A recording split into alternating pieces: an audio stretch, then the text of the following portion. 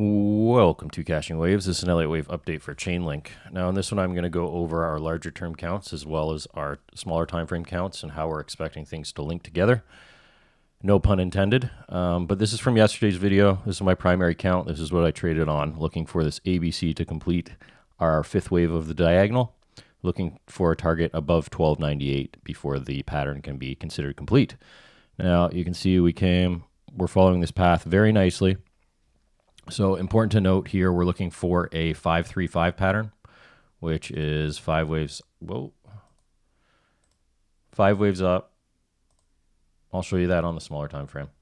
We'll go down and analyze this. So we're looking for a 5-3-5 pattern. It's a zigzag similar to these over here. This is ABC. This is actually a WXY double zigzag, ABCX, ABC. So we're looking for a simple ABC here to complete.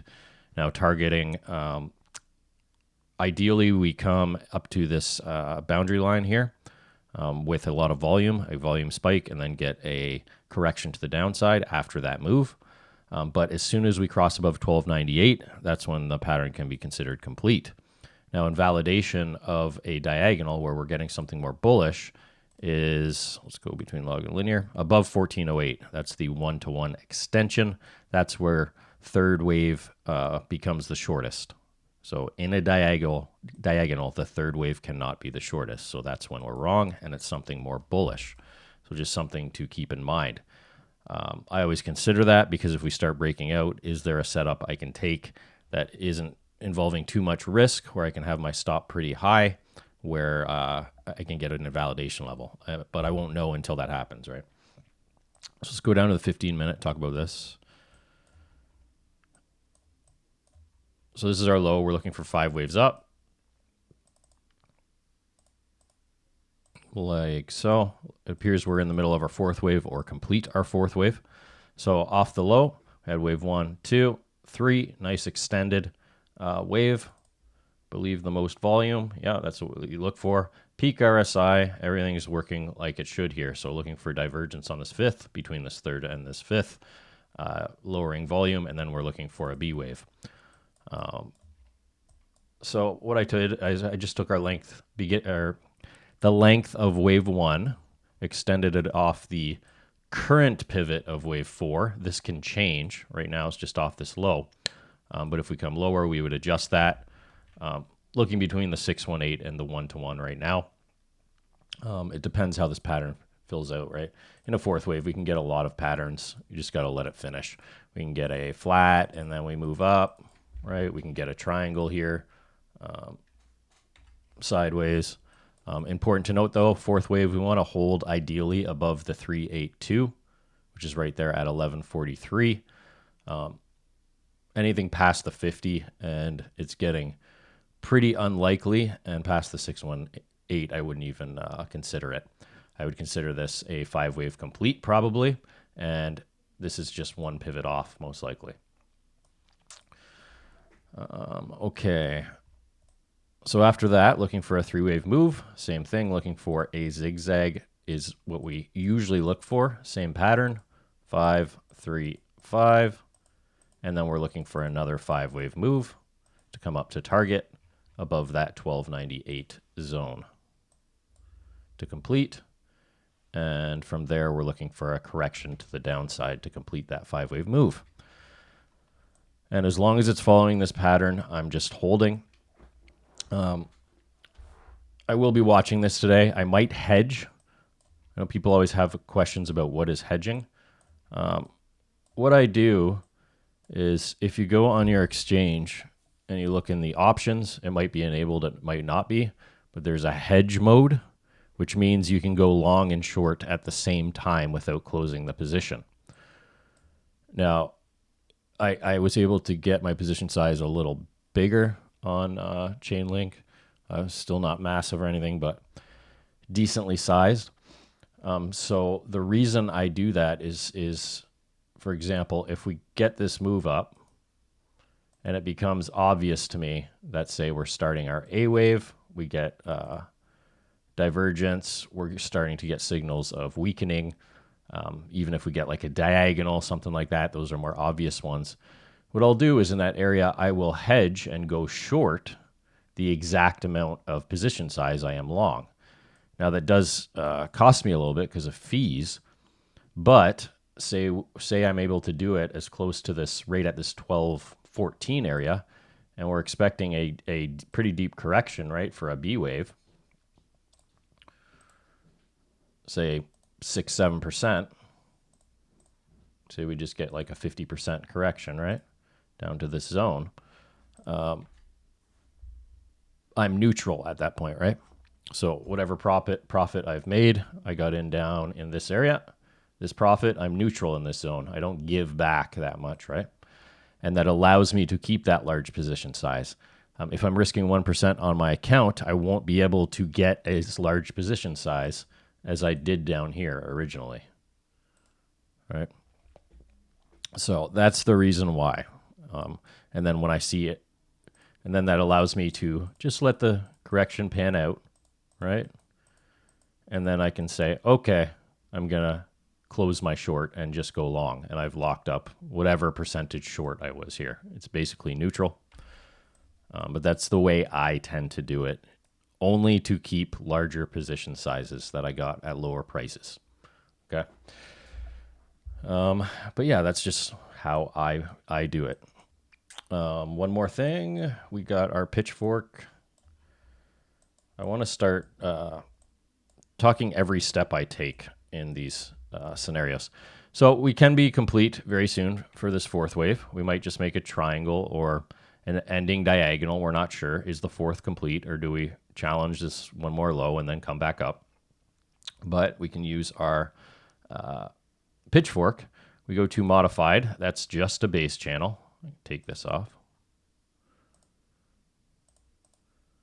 Base channel is just the beginning of wave 1, off the end of wave 2, projected off the top of wave 1.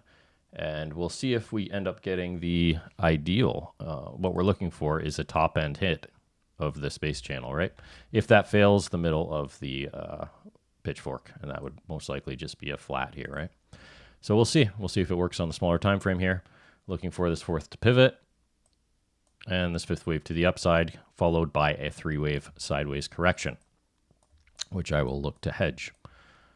Not financial advice. You do whatever you want. That's what I do. And then I'll look to leverage up as well on this B wave. Okay, so let's go to the larger time frames and talk about how this all comes together. So we've talked about alt season many times.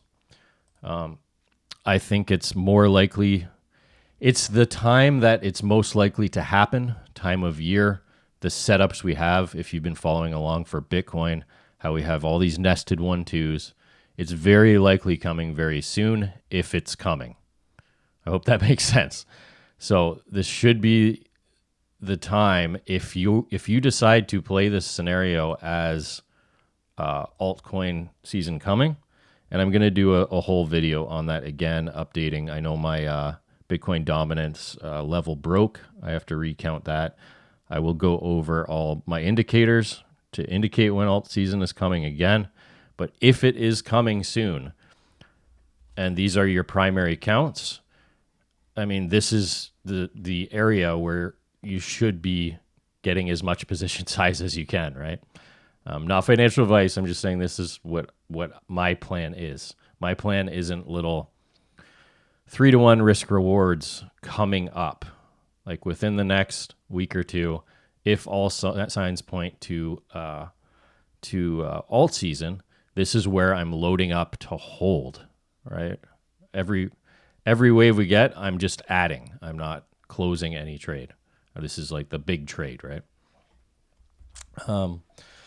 And I will explain how I do that in another video. But here's the point.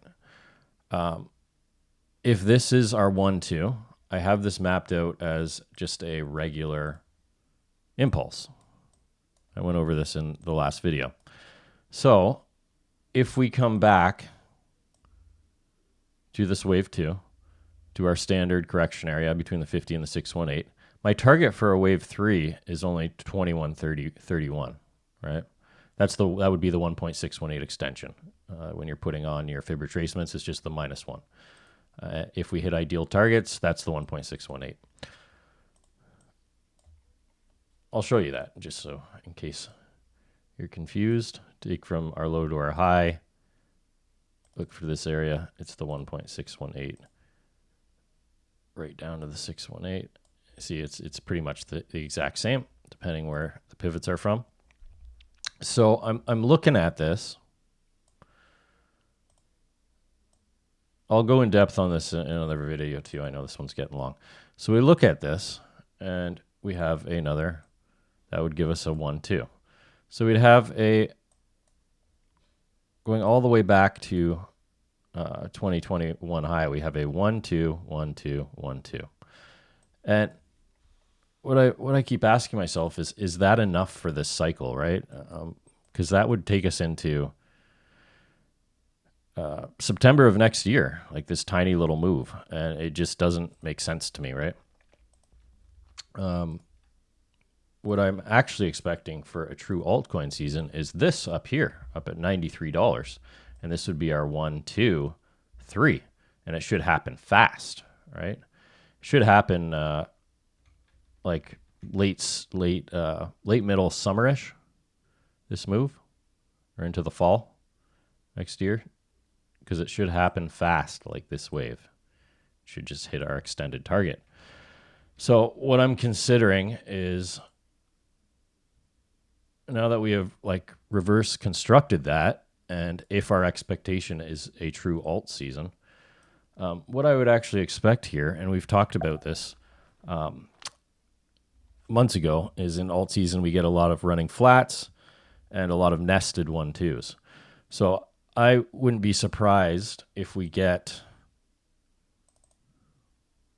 like a 382 or even a 236 retracement after this 1, 2, like a very shy retracement, where we don't come back all the way to the 618. I'm not saying this is going to happen. I'm just giving you ideas of how we get there, right? Because that's my target, way up at $93. I would expect it to get a shy retracement as either a zigzag or even a running flat, and we get another nested 1, 2 that's quick, and potentially another 1, 2, something like this. And this move would absolutely launch, right? 1, 2, 1, 2, 1, 2, gone.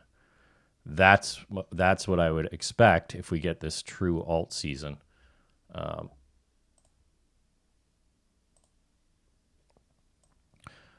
to my $93. That's the way you get there. A series of nested 1, 2s. So that's what I'm going to be looking for this upcoming week and next week. But I'm going to take profit at the end of this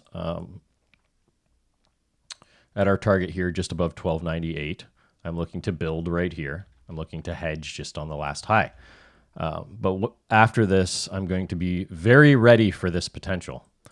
And if I see what looks like enough time passed in a correction or correction complete and a series of nested 1, 2s, the way I play that, if people are wondering, is I'll usually buy, say I buy here, say we get this move, I buy here, stop at this low, right? We start coming up. I was asked this question, and I need to make a full in-depth video on this. So this is my, let me put it this way. Today's going to be a long day. I got to update a lot of things. So say we got this move. This is my first trade. Remember, we're going to $93. Where's target, profit level? We'll call it 90. Simple. That's a 62 to 1 risk reward on this first trade. Okay. What I will do next, and realize there's benefits to everything. This is the right way to do it. That's not what I'm saying. I'm saying there's no right answer. There's only trade-offs. And if your viewpoint is this is going to be a massive alt season and we're getting up to $90, if that's your viewpoint and the chart is we end up getting these nested 1, 2s, so there's evidence starting to show that it is the case, this is what I would do personally myself. So that's a 60 to 1, right? So as we move up, we have this ABC. Okay. So when this B wave breaks, I put a trigger buy order above this B wave. So say this risk was, we'll just say $100, just to keep it simple. This risk was $100. I risked $100. So if I win $6,200 for that $100 risk. Okay, and my risk is this much, $100. I come up here. This extra risk, I'm risking $100. I can move my stop to this C wave low, and whatever difference that stop makes on that $100 risk, say now I'm only risking $20 because I raised my stop, I will add $80 to this position of risk, that $80 difference, and for position sizing based off this low. So we're coming up, I get triggered in right at that B wave, and I risk $80 based on this new stop. Right? So now I've probably close to doubled my position size, and I still only have $100 at risk. Now I have $100 risk, but at this pivot rather than this pivot. All right, so we get another one too. Right? I will do it again on this B wave. I will take, if we get this move, and this is our B wave, and we start to come up, I will get triggered in again on this B wave based on the extra risk I'm taking off if I move my stop to here. So say that's, now I have an extra $50 risk. I'll figure out my position size based on my stop here with my entry here for another $50. And I keep doing that as we go, right, until we finally get that launch, and my final stop will be somewhere like this. And I've probably been able to 5 to 10x my position size for that big move, while only ever risking, that would be if you had a $10,000 account, while only ever risking 1%, right? It's as I get confirmations in the market that my scenario is likely to play out, I am leveraging up the whole way up. But that's only if you're planning to stay in this, for the entire big move. That's my plan for the altcoins I choose to take. And I've showed that before. That's how you turn like a 60 to 1 initial trade setup into like a 3 to 500x, right? To 1 if we reach that target. So that's how that's done. I know that was a very long explanation. But that being said, just looking for this move to complete. Very important to watch after what happens. And if you choose to take that scenario, like I said, if this plays out like this should be a 1-2, right? This should be a 1-2. It should just continue up if you're correct. And if it fails on you, so what? You lost your $100, right? But you were able to double or triple your position size. Like that's where I say there's no right answer. You can just, if this happens, you make a new high, you can just move your stop to $20 risk, and then it's a free roll up here, right? And you have whatever, you're getting your 60 to 1 if you hold on. But if it's, the way I look at it is if it's playing out the way you expect, I want to make as much as I can out of this trade, because alt season does not come around often, right? This would probably only be a couple months, and it can set you up for quite a long time, right? But not financial advice, honestly. This is just how I look at it. Could have done that down here, right? 1, 2, 1, 2, 1, 2, boom, boom. But I don't think this is all the history either. But that's how they tend to happen. All right, guys. So that's what I'm looking for. Let's go back just so for next video, I can just go to the end. We know what we're looking for. Down at the 15-minute. Looking for this wave 5 to complete. Sideways action. And another 5-wave move, targeting a 1-to-1 eventually when we get this ABC. But as soon as we go above 1298, be on defense that we can get this rollover, right, for the ABC, for the larger wave 2 to play out. All right, guys, that's it for Chainlink. Thanks for watching. Be sure to like and subscribe if you want my videos right away. I'm going to be doing quite a few video updates today because there's a lot happening. So, yeah, look for those. Thanks for watching.